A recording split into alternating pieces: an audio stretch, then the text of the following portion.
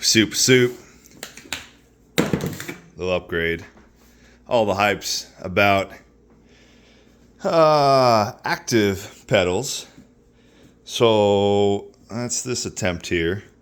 Trying to make an active pedal plate where not only will the brake move under ABS or surge or traction loss or engine vibration, but the entire pedal plate will move. And the thinking is, in the car, my tips of my fingers are my feet, my body's up by my wrist, and you accelerate.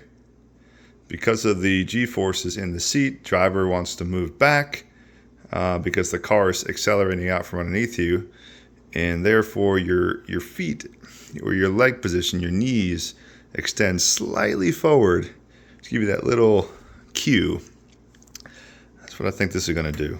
As you surge forward, the pedal plate will ever so slightly, very small, 10 millimeters, move forward when you brake the other way to mimic that knee position and fool your brain into thinking the G-forces in the car are real.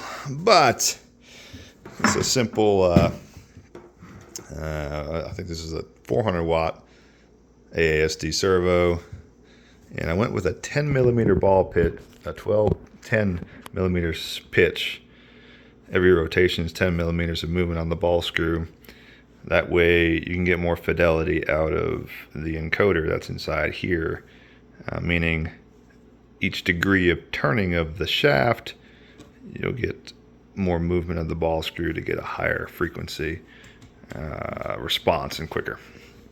And that's set up on two linear rails, and these linear rails will form a structure that comes open over top, plate style, where the master plate will sit on top, which is in the basement. And then there's two anchor bolts to hold it down to the frame, which looks like this. If we go down a hair, my big toe's bitching at me. Let's see. Oh, the surround sound's been moved around a little bit, but that's different. Right here. What are these? Damn, I can't remember. SimRig P2000s. Master Skookum aluminum 1/4-inch plate. And the entire assembly that was just shown will go underneath there, that wooden block, simulating the gap that's required for the entire assembly to fit. And the bolts would be in those exact same positions to hold it down to the frame. And that would give the ability for that plate to move in relation to the seat. And it's a good news because there is one extra servo already wired up not being used, and the servo wanting to drive that pedal plate is less wattage than available, because that drive has the MOSFETs inside that can drive a 750 watt servo, but you can tone it down to drive something smaller, just not bigger. So taking that motor and plugging it right into those cables should work. And then if you hear that little buzz, it's coming from this guy, piece of shit, driver. So that driver over here for the belt tensioner will be swapped out for a proper, not proper, it's still cheap, but it's a driver that's a little less noisy.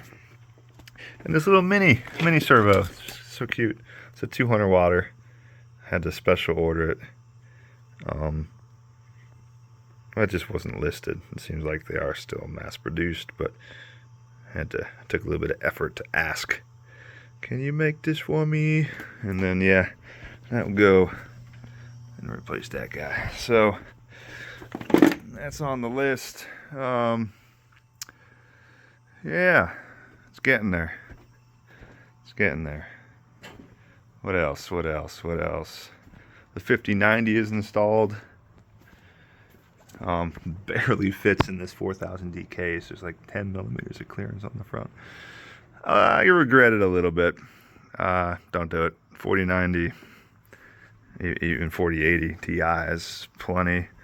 Actually, personally getting slightly worse performance in some scenarios with the 5090 versus 4090. to a point I might put the 4090 back in, and I can't prove it, but I do feel it's got to be driver related because it doesn't make much sense to me. More so, for some reason, when you're in a pack in iRacing, and there's a lot of car calculation happening via the CPU, the GPU, the 5090 bogs down more than the 4090 in that scenario. I don't understand why. It doesn't make sense, but that's my observation. No science behind that. Take it as it is. Yep, that's the update. Later.